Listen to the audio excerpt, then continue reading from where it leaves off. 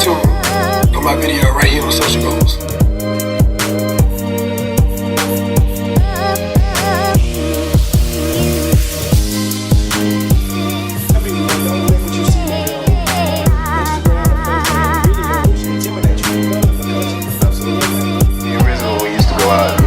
Say one thing before we started the show too. You're not having a good time. But if you're not having a good time, you're wasting your time. You say that every night.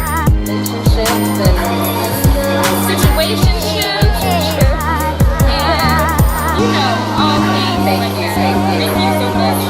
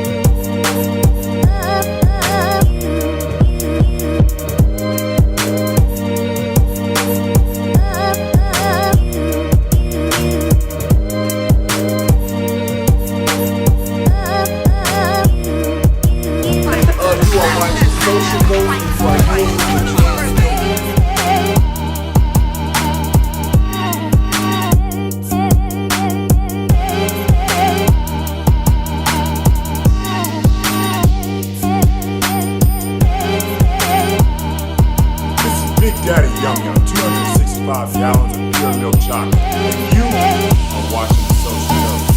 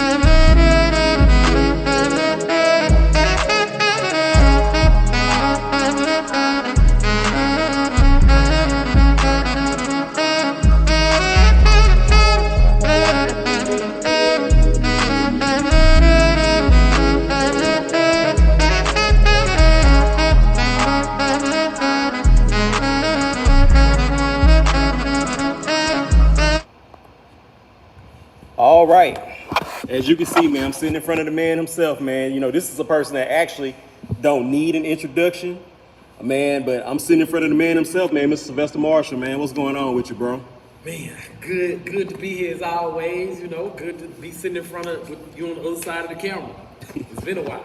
It has been a while, man. So look, this is before the vision. I know you've actually been with us since the infant stage development of Social Goals. So, you know, and I show you all love in the world. You know, we always indebted to you and whatever you need or whatever we could do for you, man. So, you know, this is a different platform. This is about entrepreneurship. And I know you've been at that for a while. And I know for some of the things you've done, I don't know if you would consider that entrepreneurship, but I think it is. I think it's all work. So, man, can you tell us a little bit about Sylvester Marshall? For people who don't know, we know everybody know you, but who's Sylvester Marshall?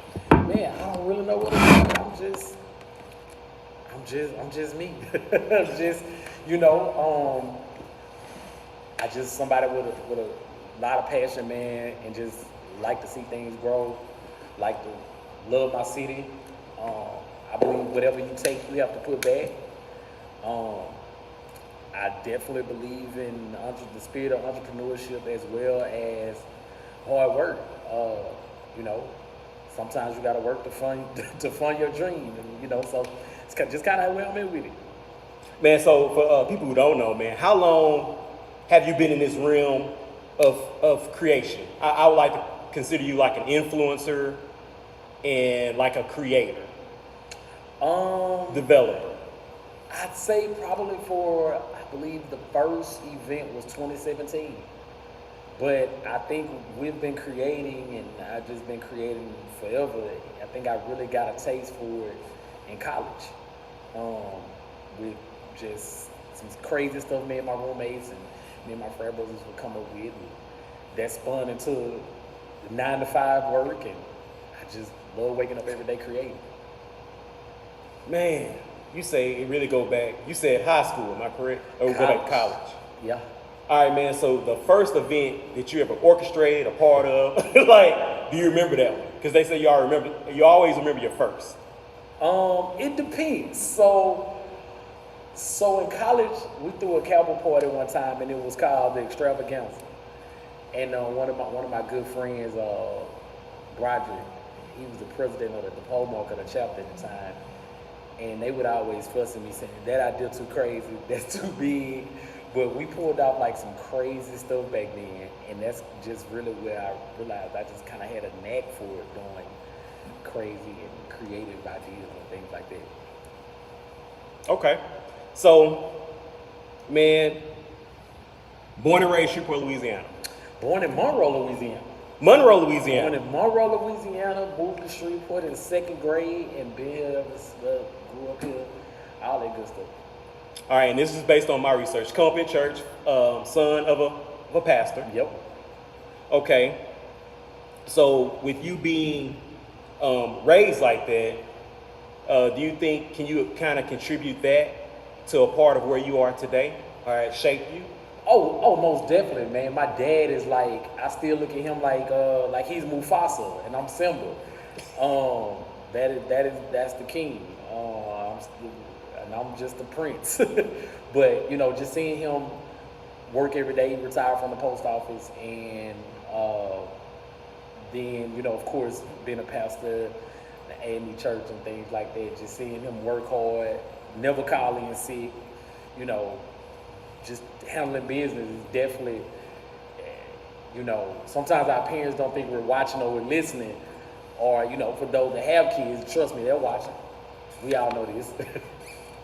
All right, man. So, like I said, I like to, give your flowers. I try to give you all your flowers while I'm here. I don't want to leave anything out. I know you're a distinguished member of Kappa Alpha Psi Fraternity Incorporated.